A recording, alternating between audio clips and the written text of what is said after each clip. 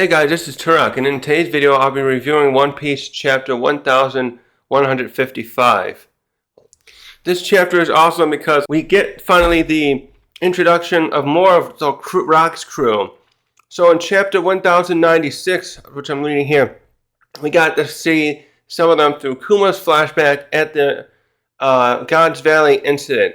So we saw Whitebeard, Shiki, Big Mom, Kaido, Gloriosa, Stussy. We also had Captain John. We call him John. I guess we call him Captain John. I don't know why we use that way in that way. We just know because a lot of these guys become their own captains afterward. And there was also, who were those last two guys supposed to be there? Oh, I don't remember if we found out who they were. We might have, and I don't remember now. But in this chapter, we get introduced to some other ones. I don't even think they should. We see Shiki and Whitebeard again, and he introduces them again. But also this time, he changes up a little bit. But we introduced a few more. What was that? Like 4. One of these characters is one we've already know about. We never saw him, and I don't think that's him. Yeah, that's definitely not him. So anyways, it's Wang Ji. We finally get to see Wang Ji, who we found out controlled the Folalet Island up until 2 years ago. And so anyways, yeah, it's great. So now it's been, what's that then? 55. It was 59 chapters ago we saw the Rocks Pirates last when they were at God Valley, and this goes back further than before that. Actually, yeah, hold on a second. I'll go like that a second. Oh yeah, that'll work. Okay, so this week too, yeah, the last one focused a lot on Loki and the trouble he caused and stuff. Saw that Edam made a bar down in the underworld where the other woman. Did we get her name? I looked the last time and I didn't find it yet, but there was another woman running the bar. This bar this is about 56 years ago she started the bar. And we see someone else running the bar now, so we still don't know what's going to happen to Ida, and I'm very concerned about that she's not with us anymore in the story. Yeah, and then we saw more of how Harald was working hard to create bring together Elbath, Ezra, how was her name said? Loki's mom. She was just problem, just all kinds of. There's just so much. I shouldn't even spend this long doing this now. So this is also awesome. This was awesome because it brought out something that I was kind of speculating, but I did it in a different way. We'll get to that later. Actually, I should just stop. Hold on. Let's just get started. Hold on. So. The end of the chapter is where we saw that Rocks came to Elbath and wanted to meet Harald, and he found Loki down in the underworld. So we continue right where that left off. Left off? You know how you say that? Yeah, so we got here, chapter's called The Rocks Pirates. And so Loki sits up here and he's talking to Rocks, and he's like, yeah, well, yeah, you found Elbath, but my dad ain't here. He's away now. And so then he continues, are you puny humans? Oh, I've never seen your kind before. Yeah, I like how he says this. You really do scurry around. Hold on, I should check. Because I have the unofficial one over here on my other screen. I find that there's a couple things in this that I liked better how they describe. So I have it here to check with the, I'm looking at the official one on my other screen. So anyways, yeah. So the others there, I think this is, wait, what do they call her now? Should I just call her Buckingham? Miss Buckin. They just call her Bucking. All right. So this is the original. I don't know. I'll just say Buckingham sometimes or something. She's like, oh, look how adorable he is. And then I think it's Whitebeard that says, oh, wait, you say dad? Oh, you're Harald's kid? And, yeah, Shiki's there too. And, he doesn't say anything though. And so Rocks said, well, even if he's away, I'm sure you can still get in touch with him, right? And what's your name? And Loki's like, well, my name's Loki. Now, Rocks here, because he's a lot of interesting characteristics with Rock, but we see he's generally not, he's pretty much an asshole. It's just complicated. He's a very interesting character. I'm glad we're getting to finally see him and all that, too. And he says, why can't I get this right? He says, okay, Loki, here's what we're going to do. I want you to go back right now and get someone to contact your old man. And here's a message to tell him to pass on. Loki is gravely wounded. Return to Elbath at once. Oh, and this aggravates Loki to no end. His princely arrogance comes out. And he's like, what? Why would I have to do what you say? And he says, plus it's not like Dad would come back just because I got hurt. Actually, this is something I wanted to stop and talk about a minute. We can see in this chapter that he really doesn't think Harald loves him. This is something I must have missed, and maybe because the chapter, I'm trying to think if the chapter really conveyed it last time, that Loki, part of his problem, his sadness and anger he's been penting up, probably has to do with him thinking that because he's not the firstborn, but yet he's considered royalty, he probably feels jealous of Harald, and that he sees Harald, their father, is probably loving Harald truly and not caring about Loki that much, and so he's really that really sits inside him and hurts a lot. And so yeah, Loki continues with his arrogance, saying, "Oh, you don't order me around, you little weakling." Oh, Loki has never met humans before. He'll learn to regret that decision right here. So then Rocks he pulls out a saber, and he has a really long one. He gives me a little bit of a Sephiroth vibes with this. And he starts charging up hockey into it. And then we get the narrator saying, Rock's sword attacks were famous for blasting everything in sight, like a gigantic hammer or cannonball. And he fakes the sword, and the next shot, he swings it at Loki and hits him right. Actually, it looks like he hit him near the groin. Yeah, I thought I hit him higher up. But he hits Loki, we just see Loki, and he probably screams louder, and he falls down, and the next shot just shows Rocks laughing his ass off. And then he keeps laughing. See what I say? Loki's gone and got wounded. And so we're gonna go flashback to that. We're briefly gonna flashback to the reverie that Harald was telling Jarl. Was it Jarl? Wait, which one is which now? Yeah, Jarl. So back when this is 6 years before this, when Harald had come back to wow, I'm keeping blanking. I'm doing so many O's. When Harald came back to Elbath, he told Jarl about the reverie he was at and how he tried to talk to the people, and he talked about an event that happened there, and this is going to now elaborate on it. So the narrator starts by doing that. Harald had met this madman at Reverie at 1 year, meaning at one time. Now we jump back to this because they hinted at this before. So then we go to Reverie. So we're going back to 6 years ago, and we start hearing pronouncements or yelling from other guards must be there. And it's like, 5 kings have been attacked and captured. It's an abduction. They are taken by a large man dressed in black. Now this is where it really gets interesting. We get the Rocks part is good too, but this is what really, oh my god. So we go to Eames' flower room, and he's sitting there with his butterflies, and he just starts saying the lives of kings are no threat to move. Actually, no, that's the one I didn't like, right? Hold on.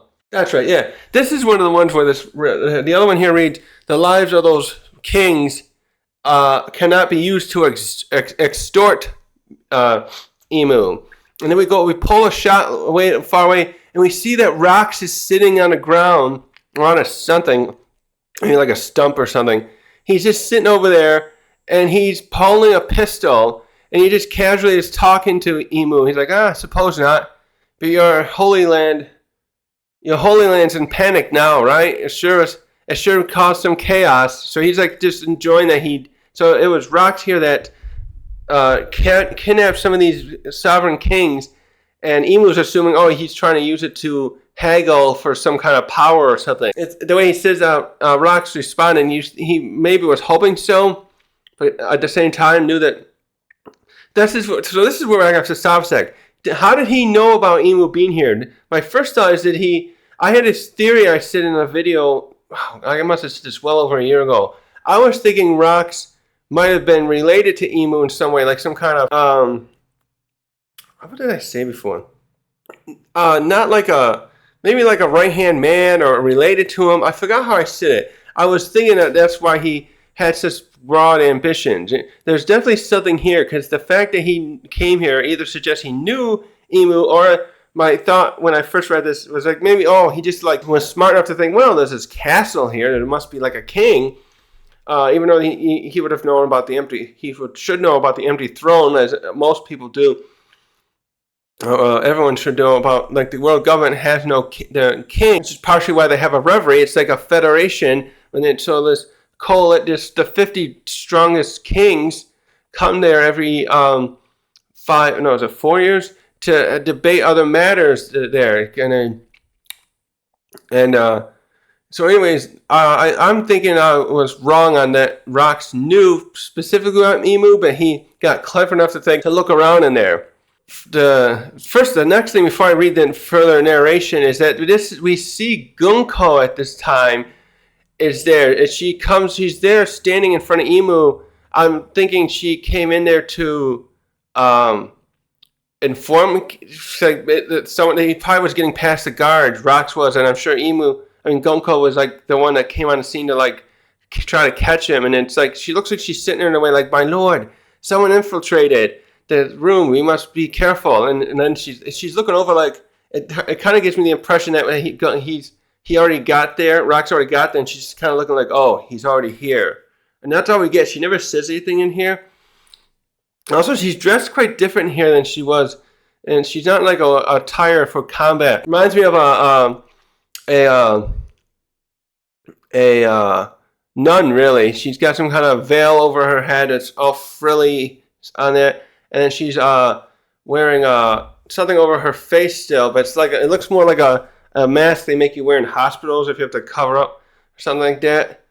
And so then the narrator goes, in a historical anomaly never repeated before or since, someone infiltrated the Chamber of Flowers at the very core of the Holy Land. And this is the best part. This is the interesting part. Hold on. So there's two translations to this. I don't know which one of these to think is. I'm going with this raw one. This one goes, the man claimed to be a Davy Jonesian pirate. So the man the official translation reads, the man describes himself as a worshiper of Davy Jones. So I have no idea if it could be both ways. Well, I'm going with the Davy Jonesian thing is I'm wondering if Oda here is creating another race of unique individuals that were wiped out by Emu, much like the Buccaneers, of which Kuma is the last member of that we know of. And I've talked about at length about maybe Big Mom or someone else being Whitebeard being like that too, because they're all sort of normally large, just like Kuma is. The next thing goes on though, he did not do anything more than this, as he knew he could not. But before he departed, he left a warning. And it's kind of like, well, just you wait, I'll be back here one day.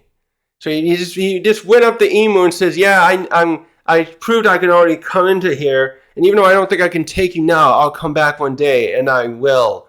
So, like, impressive that he got there himself, but then he's like has this self-awareness to think, yeah, I better wait.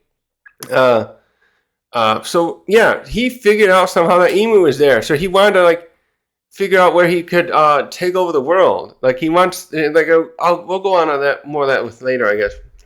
So narrator goes on saying, naturally, word of this incident never saw the light of day. I should probably lower my voice, man. But as it happened, one other man infiltrated the Holy Land.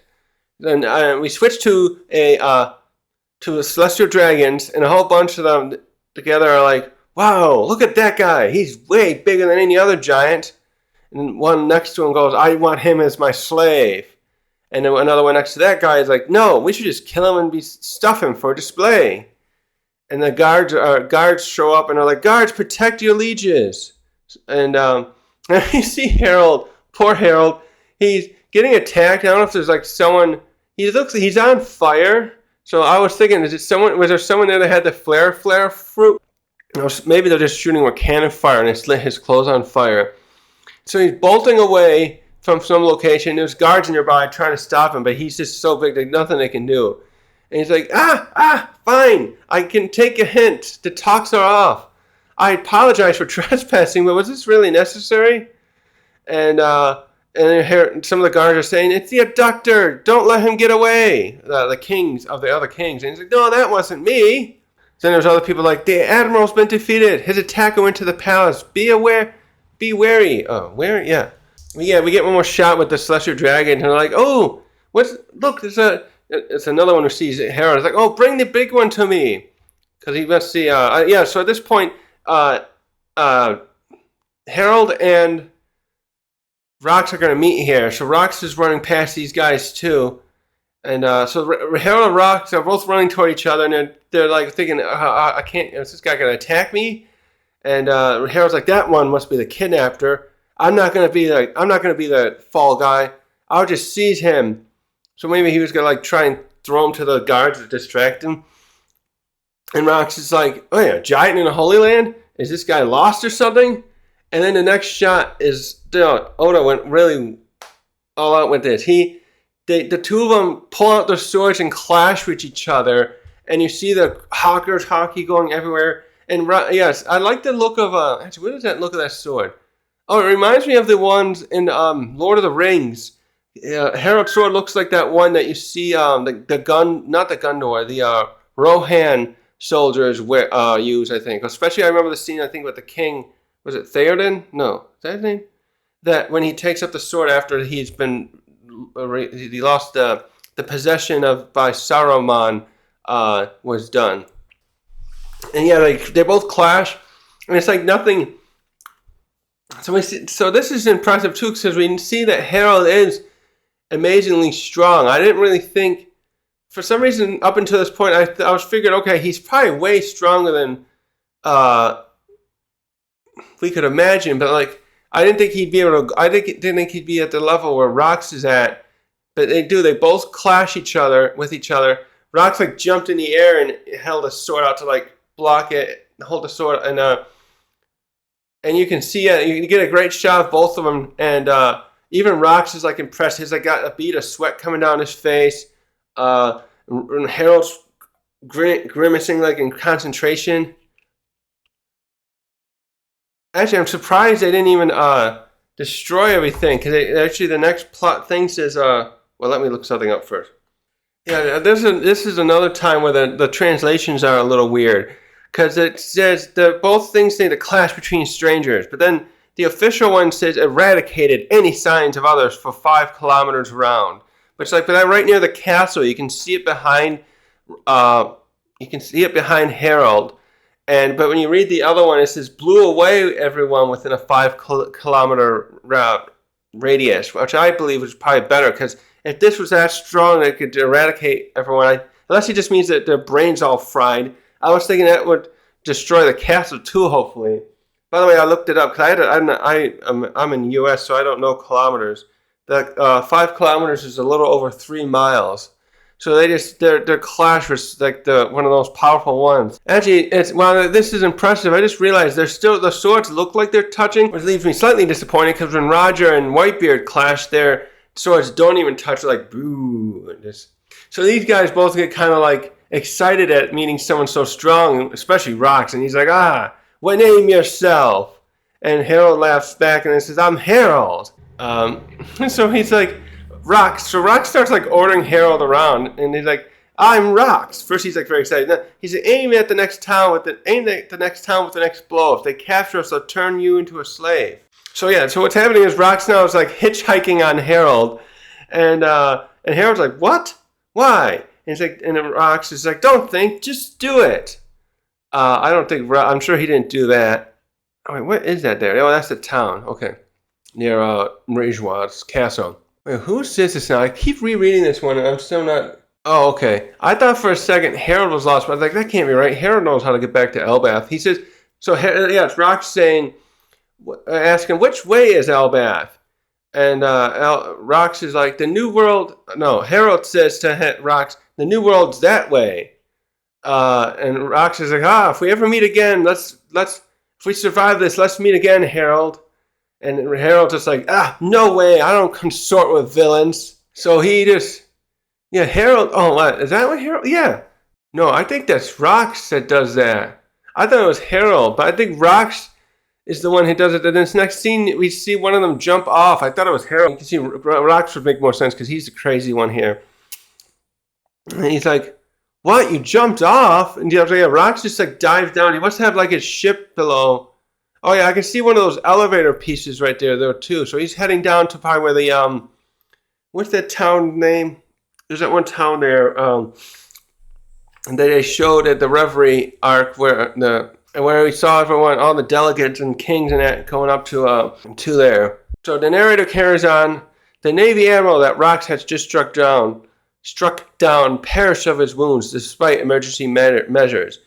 After his many crimes of the day, is that day? This is the day. Rock's name was launched into infamy and his deeds stunned the rest of the world. So now we get his wanted poster, and he's like all demonic looking. He's holding his hand. Kind of looks like he was reaching for whoever took his picture, and he's got this grin out. He's grinning with his tongue sticking out and everything. And it reads his name with the dead or alive. And also, unfortunately, though, it doesn't show what his bounty is. We only can see a couple zeros at the end. So yeah, he named. Did they say that guy when he died in the last? Okay, no, they didn't. Harald had just said, "Oh, you were there for that incident," but now we know. Yeah, so when they found out someone infiltrated Marijwa, much like they did with the Revolutionary Army back a few weeks ago in the story, and one of the admirals came right away to try and stop. Yeah, and then a Kainu came when Kuma was up there. So one admiral from this back then came to try and stop Rocks, and he apparently was no match for Rocks and died from his injuries. So we go on, and the narrator keeps talking about Rocks here. Like sometime later, he attacked a ship laden with some of the heavenly tributes en route to Marijwa. So that how do they call that sometimes? The heavenly tax. It's that all the nations have to pay a tax to continue being part of the world government and gaining the benefits of it, such as the protection from the Marine. And so he's like, as he escaped, he destroyed the gate of justice and was fled once again. And with this ship and the money as an initial base to work from, Rocks started working to create the pirating. He calls it pirating business, but like probably a form to make his crew. Because like I said, it showed that 48 years ago, he still hadn't really formed the Rocks Pirates yet. Even though he has like some of the members, except for like Big Mom and Kaido. Many of the members. So narrator's going on and showing stuff with showing Rocks sitting on a ship. And so he's sitting there on a ship. And when it shows him doing this, he's like holding wanted posters. And he's eyeing this other ship. And so you can see here, when the narrator's going to start explaining, this wanted poster is probably of other pirates that he wants to have join his crew. And as you can see, he's by and large forcing these people, doing this in a method. This is where it's the opposite of Luffy. He wants to bring people into his crew who are really strong, but he does it by with the Davy back fight, as we thought so before. So his activities were always hostile toward the government, it reads, but his first target was actually another pirate ship, meaning like this other ships. So now he gives a little explanation here, the narrator. And in the pirating world, there had long existed a famous and merciless game between crews. The Davy back fight consisted of various competitions in which pirates gambled the fate of crewmates and flags. Rocks made good use of this game to assemble a very solid lineup for himself. So now we get to a time later, and he's on the ship with Whitebeard, Buckin, and Shiki on deck, and he's talking to them. And saying, they've got someone amazing. You guys are going to be shocked.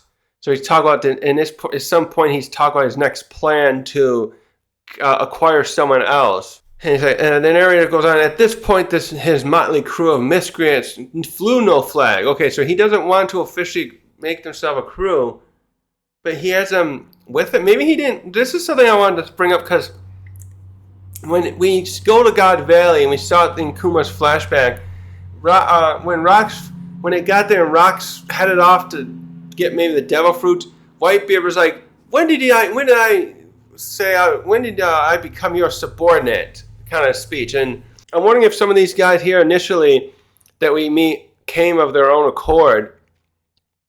I'm sure I can see Miss Buckin doing it, because she'll kind of talk about that later. She's just kind of opportunistic and attaches herself to people to aid her own goals. And Yeah, Shiki and Whitebeard, though, especially feel like they were forced to be part of the crew here. I'm thinking the same thing with Big Mom, too. Kaido maybe would join himself. He was very young when he joined. So anyways, and the narrator's like, after that was when this crew arrived at Elbath. So now we're circling, coming back now, around now to, we went back 6 years and we're reaching this point now where they, right before they met Loki here. And so we go to, first we go to the castle, and this is sometime later when Harald has returned, and he's going to check in on Loki, and he's like, I hurried back as soon as I could, but you seem like you're nearly healed up. That is such a relief. And he's looking over Loki, he's in bed, looks like he's not wanting to speak to him. And Harald goes on saying, I know you're a very strong boy, Loki, but you should stay away from the underworld.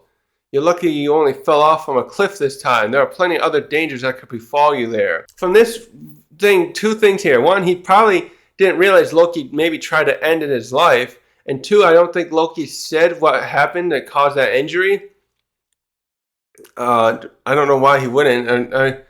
But because at this point, there's going to be a point here where this is where he gets inspired by Rock, what he wants to do. But up until that point, I would think he'd still be mad at Rocks. So this is fun. This is where we see Loki. He can't believe that Harald would come back to check on him, and he says as much. I can't believe he came back. It has to be a coincidence, right? He wouldn't want to come see me. It looks like Rocks has been hanging out here with his crew. I don't know if the other people let them in as a guest. By the way, if the Regent got killed, who was Harald's brother-in-law, I wonder who they put in charge now. But they're here now. They're at a dining table, like his banquet table, whatnot. And they're sitting there eating. This is where we're going to see some of the other members. And Harald's like, he comes over, kind of leaving from Loki's bedroom, comes over like, Rocks, I heard about your exploits. You've been making more of a name for yourself. What do you want in here? And so this is where Rocks is this is where he's pulling kind of a Blackbeard and Luffy. I've been dying to see you, pal. You should join me, Harald. The world government doesn't want to hear anything you have to say. Didn't you learn your lesson last time? So he's been hearing probably about Harald's efforts to still try to make headway. Maybe he's trying to, at this point, I'm trying to figure out if this is at this point he's maybe trying to allow the giants, have their nation become part of the world government and they don't want to deal with them. I'm thinking that's where something's going to change, because we found out that Eam wants the giants as part of their military force, as part of them later, in the present point. But it kind of like suggested that Harald was going to join and then he was killed. But I'm thinking at this point it's still not, whatever Harald's doing is pissing off the world government and they don't want anything to do with him yet. And so right away, Harald's like, no way. The day I team up with a band of people like you, the day all my allies, how do you say it? Yeah, I like that. This is another one where the raw version, the unofficial version, should say, says, I'll lose all my allies who will not want to consort with me anymore, our nation anymore, if I band with you guys. So we get this great shot here while this has been talking. First I'll finish this conversation here. So Rock says, what? So you'd rather be ground beneath the world government's heel? I'm looking for a way to avoid stuff like that. We ought to be equals, every one of us. Rock said, what? So you'd rather be ground beneath the world government's heel? And Harold's like, I'm looking for a way to avoid that. We ought to be equals, every one of us. Classism. He's probably thinking about mostly the celestial dragons, I suppose. And then Harold's like, you're talking nonsense, Harald. Elbath is a nation of mighty warriors. Anything you don't like, you should just smash it to bits. So he's definitely taking that road of like, no, let's. So you can see here, there's too, the clash of stuff here where like Harald is more like Luffy, and in this case he has a similar dream to Luffy of equality, which is probably Luffy. I always think that Luffy's dream has something to do with like, oh, everyone should be able to be happy at the and have a party or something like that. I'm thinking this along like, yeah, he wants equality essentially because he doesn't like how mistreatment and stuff. So Harold's doing that and being a leader. a king. He's acting as a diplomat properly and trying to fight for that stuff in that way. Luffy, he's just going on an adventure right now, but everywhere he goes, he happens to help in that way by freeing up whatever kind of tyrant and stuff that's taken over, causing woes to other nations, like he did Alabasta, Dressrosa, Wano, etc. But we got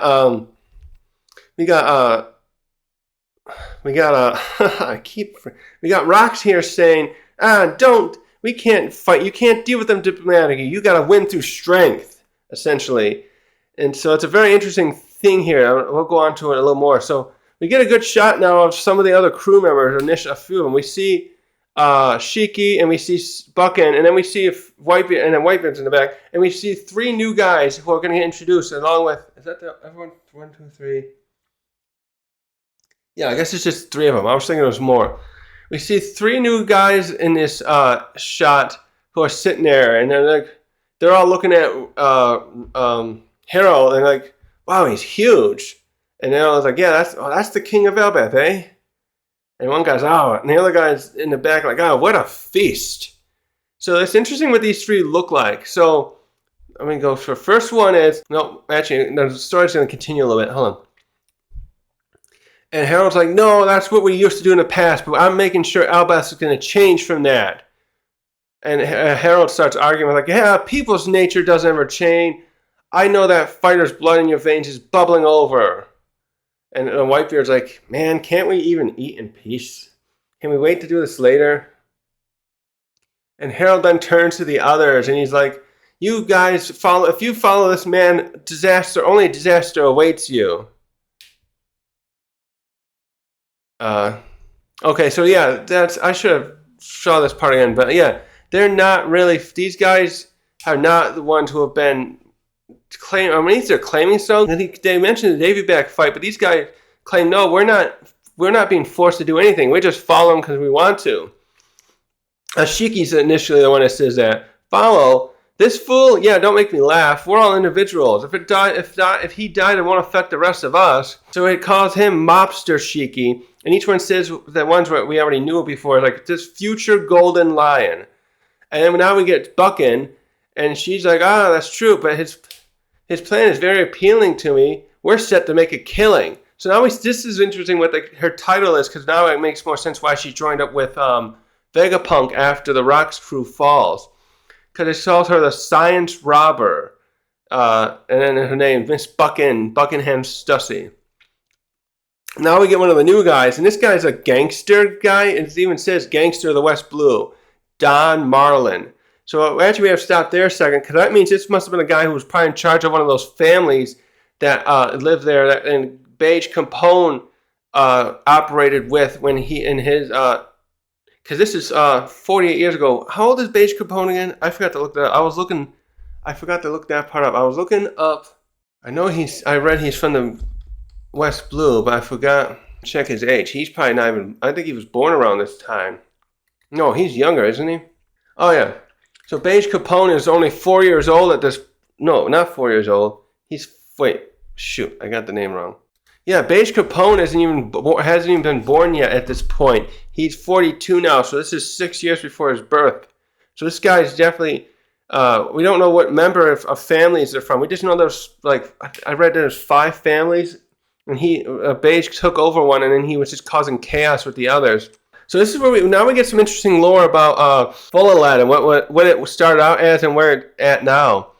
And so Don Marlon, is he supposed to be like Marlon Brando? Is that right? I think that's what it is. I should have saw that coming. Yep, Marlon Brando. That's what they're naming this guy after. So he starts saying to Harald, you know about the Fola, the island of exiles, sometimes called the Pirate Island? They ship out all the hardened criminal there that countries can't handle in their own prisons. So is this way before Impel Down then?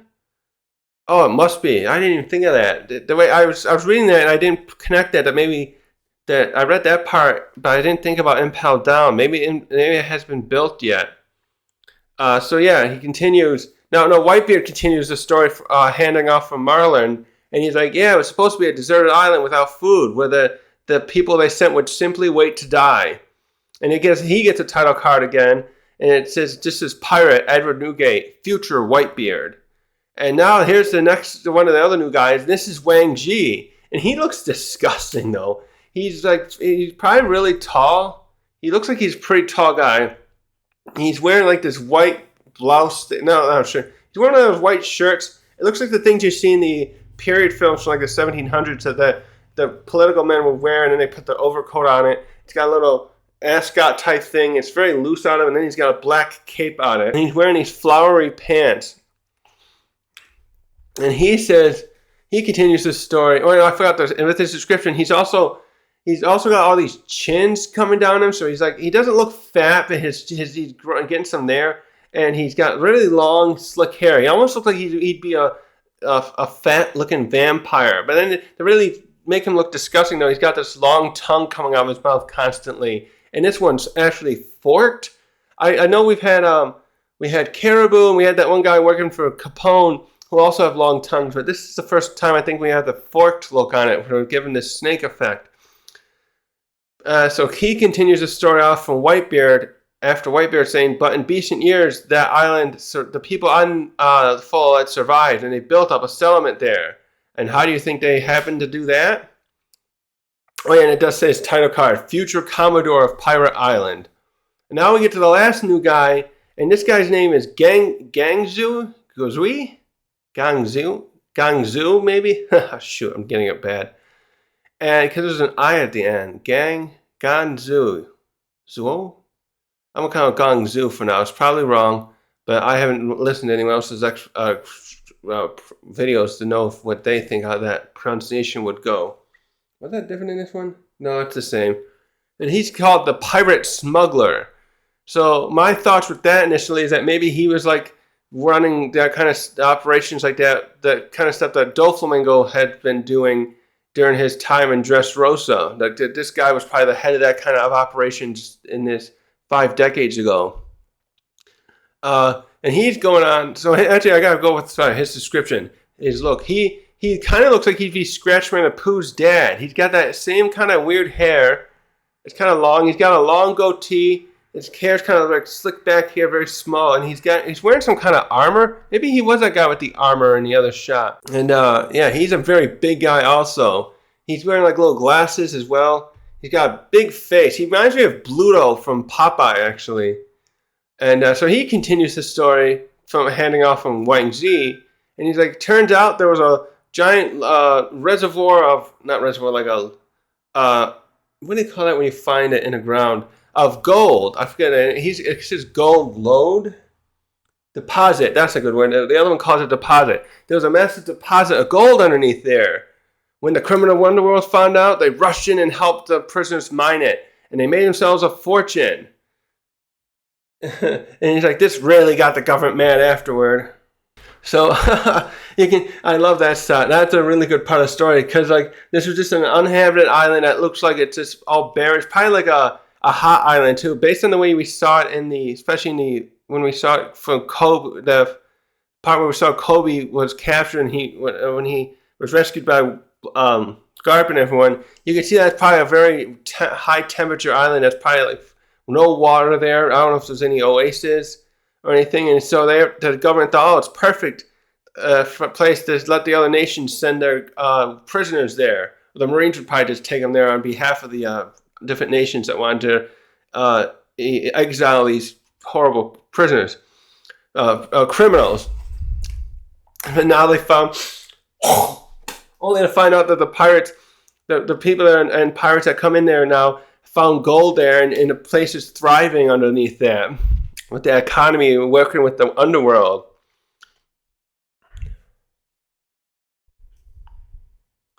Let's see here.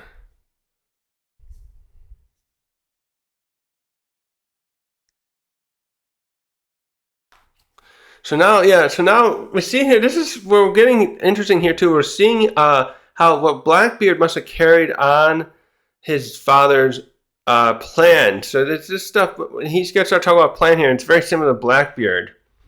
So Rock starts talking to continue the story. So at this point too, Harald sat down and he's eating there listening to their story. And and Rocks is going, that island's crawling with vicious brigands. Get anywhere near it and they'll rob you blind.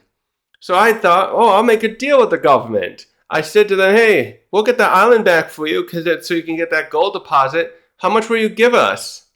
If they're willing to pay us, sure, we'll go raid the island, and then they'll split the treasure among us. But we ain't giving the government any of the island or the prisoners. No, between us. Maybe he still meant between them and the government. I don't think he wouldn't want to even give them the money. Maybe he would give them some to pacify them. But he's saying, we're after that, we're going to keep the island ourselves. And it's like, I'm going to rule over it. And I'll give those idiots who live there, I'll get the idiots who live there to help me build a pirate's paradise. Can't you just see the dumbfounded looks on the government's and Navy's faces? And he keeps laughing away. And so now he starts talking. He's kind of like Luffy. Now he's going like, this is just the prologue of my life. With that island as my base, I'll wipe out the Marines and bring the Holy Land, even the Holy Land, to his knees. And in the end, I'll be king of the world. And Harald looks at him like, huh? You're going to make an enemy of the whole world? That's way too much for anyone to handle. And he's like, go ahead and doubt me, Rocks goes, but somebody's going to do it one day. There's no power in the world that can last forever. And, let's see. So then he's like, yeah, so Harald, join me. And then with you and your nation at my side, we'll be unstoppable. And at this point, Loki's come out and he's listening to some of this. We can see he's been listening to some of this stuff. So, and then Harald's just like, stop it. I'm not going to stop with this inviting me. I'm not going to go with you. I'm the king here. I have my own things to handle. And he's like, I don't care if you're the king or not. Let's go and take over the world. And so we get Loki's face as this conversation ends, and he's smiling and he's thinking, the world. And he's probably thinking, that's a good idea. So he's like, he's being inspired by Harald's proclamations about his plans and saying that there's an idea. Why didn't I think of that? And this is the point that he must be thinking, I'll join Rocks. I mean, as we see later on, I think he went out in the world. When did he start leaving? Was it 20 years ago? Was it after Harald's death? And going out and trying to conquer the world himself. And Shanks caught him. And the narrator goes on, and the next thing Loki knew, his outlook in life had been saved, had finally found salvation. Yeah, I like that better again. And so now we jump ahead. This is right near the end now. We go 4 years later, after Harald ignored repeated invitations, Rocks finally carried out a plan. The formidable lineup that joined him caused the world to quake with terror. So first we get a panel there. Actually, this is probably after, there's a bunch of ships going up to Fulllet Island. I don't know if these are all into Rocks. If they're leaving, no, I think they're going toward this. So I'm thinking this scene is where he finally went over there. Maybe, I don't know if he made a deal with the Marines or just did this himself. He's going there, I think, to take over Fulllet Island. So at this point, I'm assuming based on the way they talked about it, we don't know who might be leading it. I'm thinking it might not be any one leader at the very least. There might be different leaders running the island because someone's selling the gold, though, to the underworld that they just talked about. So maybe there is another leader there at the time, but Rocks wants to take over the operation and gain that power of the control of the gold deposit and get those other people to serve under him.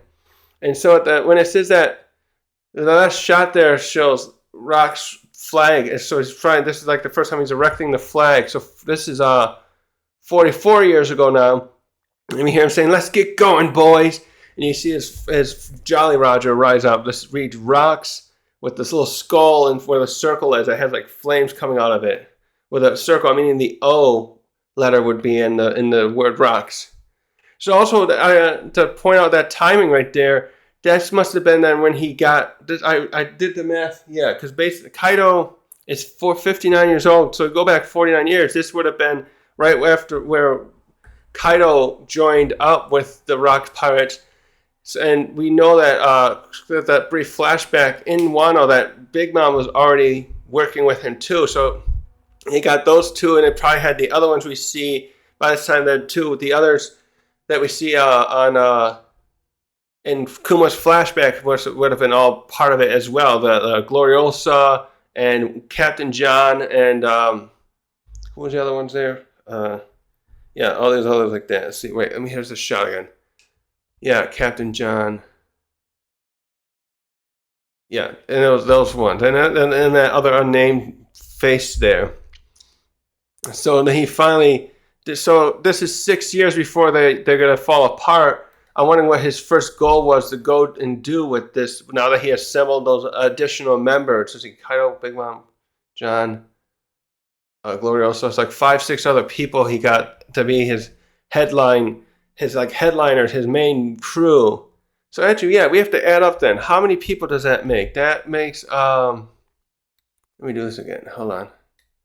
With between that and this shot here, that would mean about let me see. By the end of the chapter there.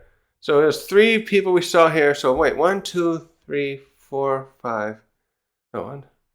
Wait, let me do it with this shot. 1, 2, 3, 4, 5, 6, 7, 8, 9, 10, 11, 12. About 12 main members are shown here. I'm looking at the shots from everyone he has together, and I'm looking at Kuma's. I think that makes 12 powerful members that are lined up here that Oda's showing us are like the best of the best among his crew, right? So yeah. Anyways, that was a really good chapter. Holy crap!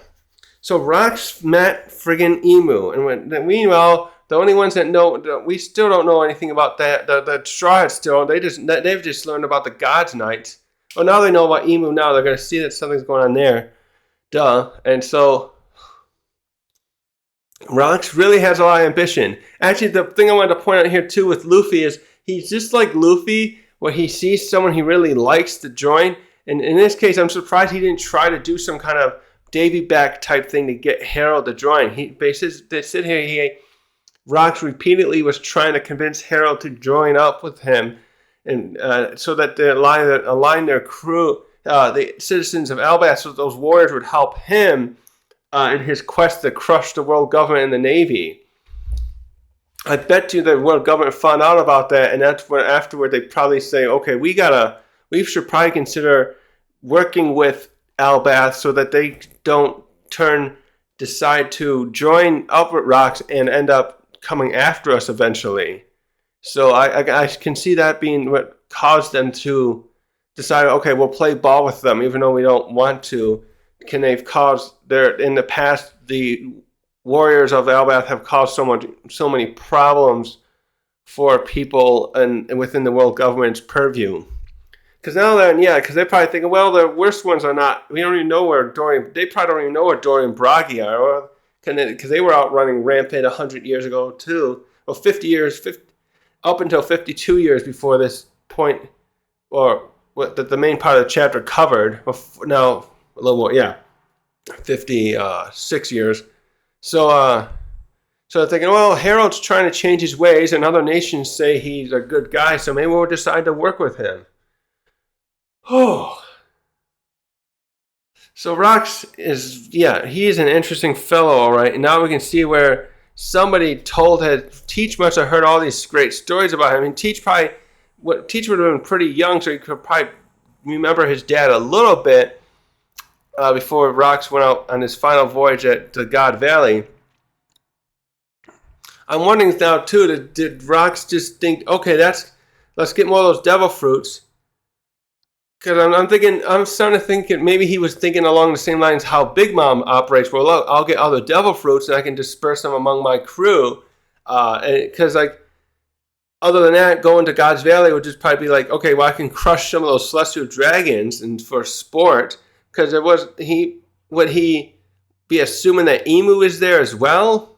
How much? Because he figured out who Emu is and that he must be the king of the world. But did Rocket expect him to be there at the game, to participate in that game, as it were, there at on that island, eradicating the civilians and having and slaves they brought along for their own sport. So I'm assuming this must be the moment too at this scene where we saw that flashback with Loki back. How many chapters ago was it? I forget. But Loki, we saw that first, just a silhouette then of Loki of Rocks and Whitebeard, and Loki wanted to join. And then when Rock says, "No, I'm not taking kids," so in that way, same as Shanks, and he's like, "I'm not taking kids. I'm a crew. This isn't." Although he took Kaido still was pretty young too. I wonder how old. Well, yeah, Loki's not even that quite. Well, how old would Loki be now? 63, so 40, 20 years. I thought like 20 years. Yeah, he's too young. He's probably only 9 or 10 there. So it still would be too young for Rocks to want to take someone like that. Plus, he couldn't get him on the ship. He's too big. Anyway, so and that was a scene there. Yeah, Rock. This is probably the point where Loki then challenges Rocks to say, "Fight me. If I win, you gotta take me." I think that's how he said it, or so he hoped that would work that way.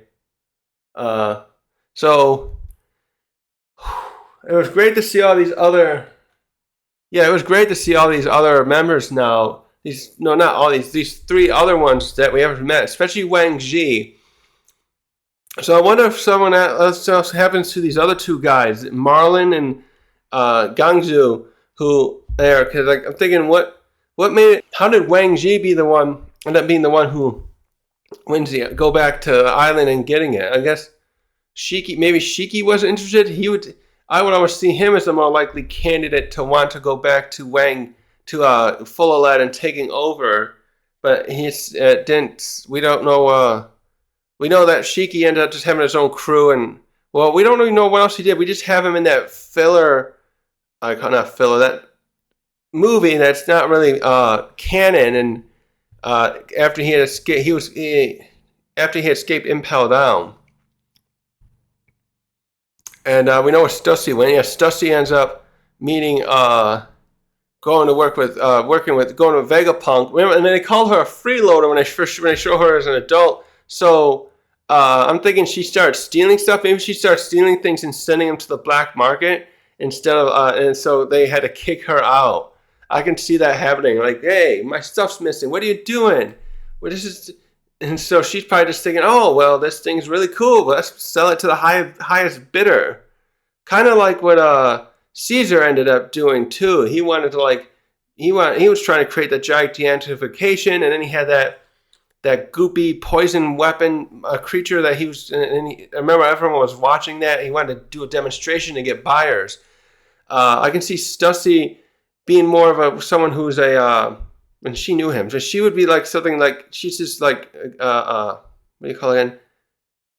She just sees the money. She's more like Nami in a way, but she's like probably looking at, maybe she understands science to some degree, but then she's always thinking, if I could sell this, I'll be rich beyond my dreams and all that stuff.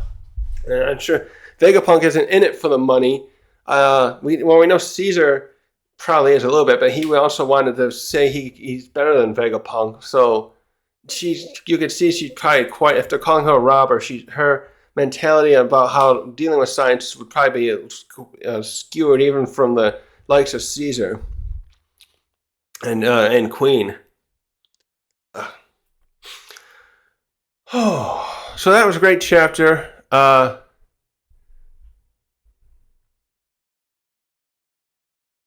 This actually felt like such a short chapter because we only get 2 scenes, 2 different time periods. We get the part in Reverie, and then we go to the conversation here, and then we're over with. But we got a lot of little stuff in between. So now we know for sure Davy Back definitely goes way back. I had a feeling that Davy Back, I remember somebody suggesting that maybe Rocks created the Davy Back fight, but I'm thinking, wouldn't he just name the name, if he wanted to create that fight, wouldn't he just call it after himself, the Rocks Back fight or something like that? But so they also talked about how he's either a Davy Jones pirate or he's a worshiper of Davy Jones. Maybe Davy Jones is some kind of god figure here, and that's so the Davy Back fight probably has something to do with that. But now this also explains if he's some unique pirate race, race of entities in here. Maybe that explains too how his how Blackbeard has ability to harness 2 devil fruits. And so that brings up the question: do we think could Rocks have the same ability? We still don't know here at this point if he has any devil fruit. We only see him fight with a sword in this chapter, so we know nothing yet. Hopefully, the next chapter. I doubt they'll get much of that. This is Loki's and Harald's flashback, so I kind of think this is going to be the most we're going to get of what happens, because it shows them going to Fallout Island, but then I was surprised we even got this much information, although I mean, because it was at Harald's castle. So I just don't know where it's going to go from here. It's going to be interesting to see what else we find with Harald now, because now we filled out the stuff with what happened at the Reverie in 56 years ago. Now it's like, okay, where are we going to see what Harald's efforts now with the world government go from here? I have a feeling we're going to go at some point now. We're going to see him and Loki argue over this ideology. Loki's going to start taking up the mantle of Rox's idea, and then probably clash with his father, both verbally and maybe physically at some point over that. And maybe see where that goes too. So that's all I got for today. Thanks for watching.